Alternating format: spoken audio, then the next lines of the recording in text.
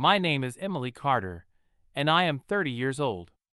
I live with my husband, Nathan, who is 5 years older than me, and our 5-year-old son. Tonight, we are attending a wedding. The bride and groom are more like distant acquaintances. Nathan knows them better than I do. I have seen them around but never had a real conversation with them. The wedding is being held at a lavish hotel, and while I know it is probably impolite to dwell on such things, I cannot help but wonder how much this extravagant event must have cost. Nathan excused himself to greet a few colleagues, so I decided to step away for a moment. I made my way toward the restroom, taking in the grandeur of the venue. After freshening up, I turned to leave, but the moment I stepped into the hallway, I heard familiar voices. "Oh, look who decided to show up! That worthless disgrace! Why is she even here? Mom, you are right. I thought we made sure she would not be invited. This is disgusting." The word stung even though I had not heard their voices in almost a decade. They were not whispering. They were not even trying to hide their cruelty. They wanted me to hear them. I kept my head high and moved forward. They did not deserve a reaction from me. But then, a sharp voice cut through the air. "Wait right there, you ugly thing. I know you can hear me." I ignored it. My name was not you ugly thing. I walked faster, determined not to let them pull me into whatever game they were playing. But just as I turned the corner, I felt it, a hand gripping my arm. The nails dug into my skin, sharp and painful. "I told you to stop," the woman snapped, breathless from chasing me down like a wild animal. I turned slowly, taking her in. Isabella, my younger sister, dressed like a queen, but acting like a spoiled child. She was panting, her dramatic entrance so exaggerated it was almost laughable. I wrenched my arm free, and when I did, she stumbled back like I had pushed her. A second later, my mother, Evelyn, rushed up, clutching Isabella's arms like she was comforting an injured victim. "Oh my goodness! How violent she is!" Evelyn gasped, glaring at me. "I suppose that is what happens when someone so stupid is raised without proper discipline," she added, her voice dripping with condescension. I let out a slow breath, keeping my voice calm and steady. "Excuse me, but what exactly is this about? Who are you?" Isabella's face twisted in rage. "What? Are you seriously pretending you do not remember us?" she shrieked. I raised an eyebrow. "Should I?" She let out an offended gasp. "You disgusting little—" Before she could finish, two men suddenly rushed over. "What is going on here?" We heard yelling. I turned toward the voices. One of the men was my father, David. His face immediately twisted into disgust the moment he saw me. The other man, Ronald, Isabella's fiancé, froze in place, his expression blank. Then, as if all the color drained from his body, his eyes widened in horror. "Why is she here?" My father's voice was sharp, filled with pure hatred. "I never thought I would have to see her again on such a special day." Isabella grabbed Ronald's arm, her voice loud and demanding. "She must have snuck in. This is awful. Call security right away." Ronald hesitated, his face still pale. But before anyone could make a move, a deep, steady voice spoke behind me. "Emily, there you are. I was looking for you." The entire group went silent. I turned, and there stood Nathan. Tall, confident, unshaken. And the moment they saw him, everything changed. Nathan's voice was steady, firm, the kind that turned heads without effort. The moment he stepped beside me, the tension in the air shifted. My family had been so confident just seconds ago, throwing insults like they were rehearsed lines in a play. But now, they had no idea what to do. My father's lips pressed into a thin line. My mother, who had always prided herself on keeping control, looked momentarily uncertain. And Isabella? Her entire demeanor changed in an instant. The anger, the disgust, all of it was wiped away, replaced by pure, wide-eyed curiosity. She looked Nathan up and down, her gaze flickering over his sharp suit, his polished appearance, the quiet authority in his stance. And then, as if she had just realized exactly who he was, her eyes lit up with something else entirely. Interest. Greed. It was almost funny. "Emily," Nathan said again, ignoring the others, as he slipped an arm around my waist, pulling me in closer. "Is everything all right?" I smiled, meeting his eyes with a look that said, "Perfect timing." "Everything is fine," I said smoothly. "Just running into some old acquaintances." Nathan's gaze finally turned toward my family, and that was when I saw it. Recognition. My father's eyes flickered, his entire posture stiffening as if something just clicked. My mother's lips parted slightly, and Isabella, her entire expression changed. "Oh my God!" she whispered, almost to herself. Nathan's reputation was not small. My husband was not just some ordinary man. He was Nathan Ford. The name alone carried weight in elite circles, in business, in wealth. He was the CEO of one of the country's most successful hospital networks, a man whose name commanded respect. And suddenly, the reality of who they had just insulted hit them all at once. I watched the panic set in. Isabella's shock was quickly replaced with something else, an opportunity. She smoothed her dress, adjusted her hair, and took a step forward, completely ignoring the scene she had just made. "Dr. Ford," she said sweetly, her tone now dripping with charm. "I cannot believe we are meeting like this. I have followed your work for years. It is truly impressive." Nathan did not blink. "Thank you," he said flatly, his grip on me tightening just slightly. Isabella's smile widened, her eyes flashing with that familiar greed I knew too well. "I have always been interested in the medical field," she continued, deliberately tilting her head, her voice softer now. "Maybe you could tell me more about it sometime?" I nearly laughed out loud. This woman, who had spent years making my life miserable, was now openly flirting with my husband in front of everyone. But before I could say a word, Nathan turned his gaze back to me and smiled. A slow, deliberate smile. Then, in one smooth motion, he leaned down and pressed a kiss against my forehead.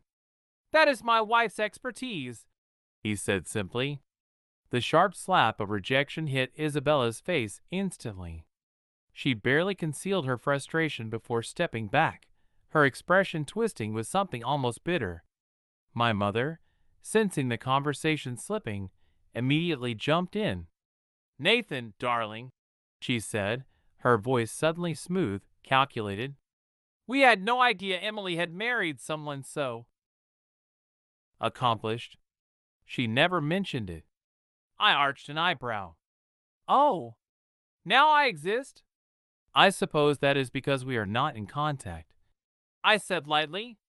The fake smile faltered just slightly on her lips, but she recovered quickly.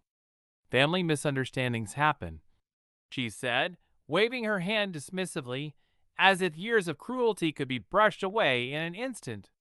"But at the end of the day, we are still blood." Nathan's expression did not change, but his voice cooled. "Blood does not make a family," he said. "Loyalty does." My father's jaw ticked. My mother's fingers clenched around the fabric of her dress. Isabella? Silent. And then, as if the situation was not already delicious enough, something unexpected happened. Across the ballroom, a loud crash rang out. A glass shattered. Someone gasped. Guests turned, murmurs rippling through the crowd. Nathan and I turned to look, and what we saw nearly made me burst out laughing. Ronald, Isabella's fiancé, stood frozen, his face completely drained of color. His drink had slipped from his fingers, staining his expensive suit. His eyes, wide with horror, were locked onto something, or rather someone. A woman I had never seen before. Tall, dark hair, wearing an emerald green dress that clung to her like it was made just for her. She was standing a few feet away, her arms crossed, staring straight at Ronald with absolute fury. And then she said, loud enough for everyone to hear, "So this is where you ran off to?" The entire wedding went dead silent. Isabella slowly turned, her entire body stiffening. My mother's breath hitched. My father, who had spent the entire time focused on me, suddenly realized the real disaster was happening elsewhere. Ronald? Ronald looked like he was going to faint. Oh, this was going to be good. The woman in the emerald green dress, the one who had just shattered the entire room's energy, stood tall, eyes locked onto him like a predator who had finally cornered its prey. The guests murmured among themselves, some turning to whisper behind raised hands, others openly staring at the unfolding spectacle. Isabella, who had spent the last 10 minutes pretending to be the most important person in the room, had suddenly lost every ounce of control. "Ronald," she said, her voice sharp with growing unease. "Who is this woman?" Ronald swallowed hard. "Isabella, I can explain," the woman scoffed, shaking her head in disbelief. "Oh, you can explain? Wonderful. Then why do I still have this?" She reached into her small clutch and pulled out a neatly folded piece of paper. With dramatic precision, she flicked it open and held it up for everyone to see. A marriage certificate. Ronald Dawson. Legally married. Dated 2 years ago. The ballroom erupted. Gasps, exclamations, the scraping of chairs being pushed back as people craned their necks to get a better look. Isabella's face drained of color so fast that for a moment, I actually thought she might pass out. "What the hell is this?" she shrieked, grabbing at the paper as if snatching it away would somehow erase reality. The woman let out a humorless laugh and pulled it back before Isabella could touch it. "Oh no, sweetheart, you do not get to act surprised. You are engaged to my husband. That means you are either incredibly stupid or you knew all along and just thought I would not find out." Ronald turned to her, hands raised in a desperate attempt to do damage control. "Rachel, please, oh, now you remember my name?" Rachel snapped. "Funny, because for the past few months, I have been nothing but an inconvenience you kept trying to shake off. Guess what, darling? I do not shake off that easily." A few guests chuckled under their breath. This was a disaster. For them. For me, it was the best entertainment I had seen in years.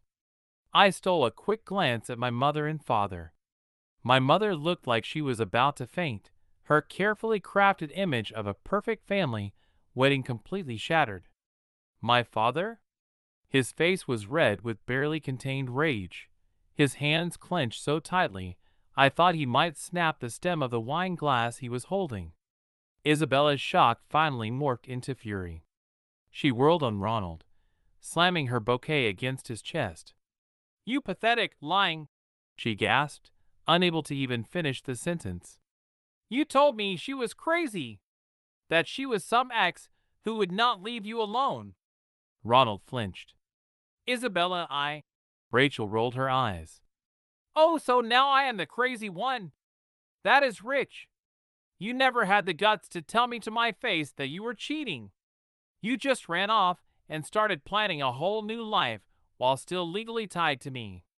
Another round of murmurs swept through the crowd. This was beyond embarrassing. It was public execution. Isabella snapped. With a growl of frustration, she grabbed the nearest glass of champagne and threw it at Ronald's face. The deep golden liquid splashed over his expensive suit, soaking his collar. Ronald let out a strangled sound, his hands flying up in shock. Gasps and laughter rippled through the crowd. From the corner of my eye, I saw my father finally step forward, his fury now uncontrollable. Enough! His voice boomed across the hall, silencing everyone. This is disgraceful. This wedding is over. Isabella let out a choked sob. No! Daddy, we can fix this. But my mother grabbed her arm, her nails digging into Isabella's skin. We are leaving. Now! Isabella resisted, but there was nothing left to fight for. The entire wedding had collapsed in the most public, humiliating way possible. And me? I turned to Nathan, a smirk playing on my lips. I think we have seen enough. Nathan, who had been standing silently beside me, watching the train wreck unfold, chuckled. Agreed. Ready to go? I took his arm, letting out a content sigh. More than ready. Without a single glance back, we walked away, leaving them to clean up their own disaster. The police station smelled like sweat and bad coffee. Not exactly how I imagined ending my night, but here we were. Nathan and I walked in, past exhausted officers dealing with drunks and paperwork, and straight to the front desk. Here for questioning, Nathan said. Emily Carter. The officer barely looked up as he flipped through his notes. You were at the Roosevelt Hotel wedding? I nodded. He motioned toward a side door. Wait here. We had barely taken a seat when I spotted them. My family. My mother stood at the counter, her arms crossed tight, her voice low but sharp as she argued with an officer. My father sat in a chair nearby, shoulders stiff, his knee bouncing like he was barely keeping himself from exploding. And Isabella? She was a wreck. Her dress was ripped at the bottom, her hair was a tangled mess, and streaks of mascara ran down her face. She sat in the corner, sniffling, looking utterly miserable. Across from her? Ronald. Sporting a black eye. Nathan let out a low whistle. Well, that escalated quickly. I almost laughed. What the hell happened here?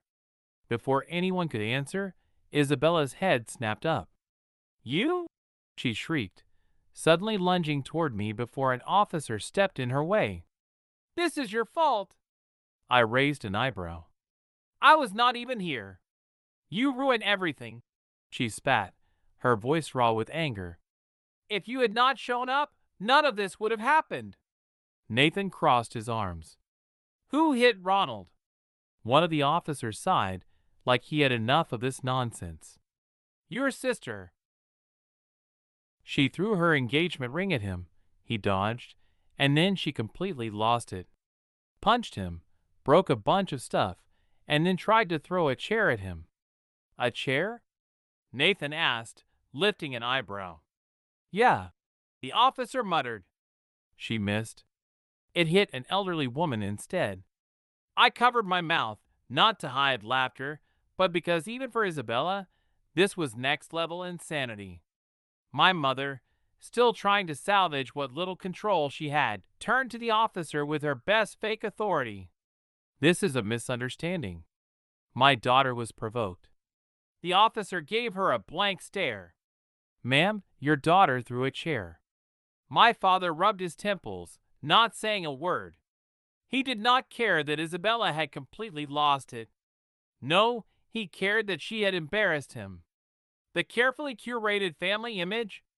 Destroyed. The officer turned to me.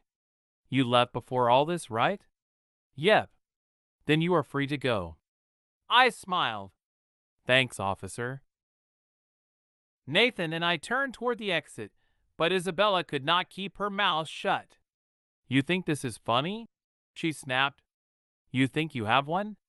I stopped at the door, glancing back at her over my shoulder. I think I am walking out of here. And you are not. And with that, we left. The moment we stepped outside the police station, the cool night air hit me, and I finally felt the weight of it all. Not in a bad way, in a final, closing the door kind of way. Nathan unlocked the car, and as soon as I sat down, I exhaled, feeling lighter than I had in years. He started the engine, but before he could even shift into drive, my phone buzzed again. I glanced down. My father! Nathan glanced over. Want me to answer?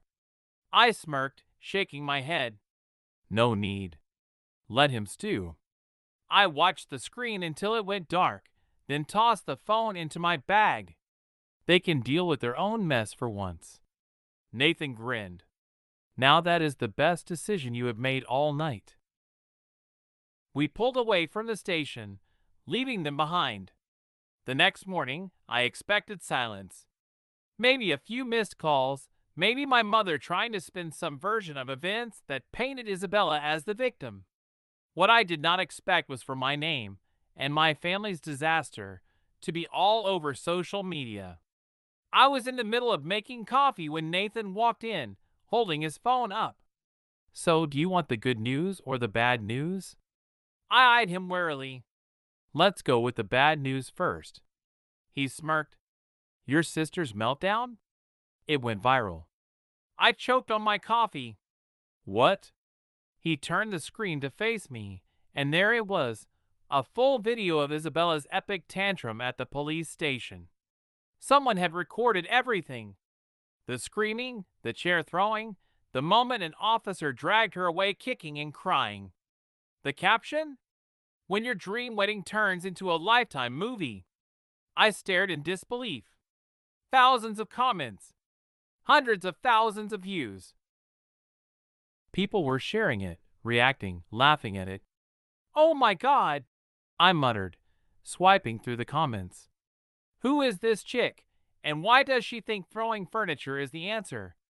The way she tried to blame her sister at the end had me crying. The audacity. This is rich people drama at its finest. I need a Netflix docuseries ASAP. I bit my lip, trying not to laugh. You said there was good news? Nathan chuckled. The good news is we are completely out of it. No one even knows your name. All the attention is on Isabella and your parents trying to clean up the mess. I let out a breath, shaking my head. Serves them right. Nathan leaned against the counter, watching me. So what happens now? I took another sip of coffee, feeling something I had not in a long time. Freedom. Now, I said, smiling. Now I enjoy my life. Without them in it. And for the first time in years, I truly meant it.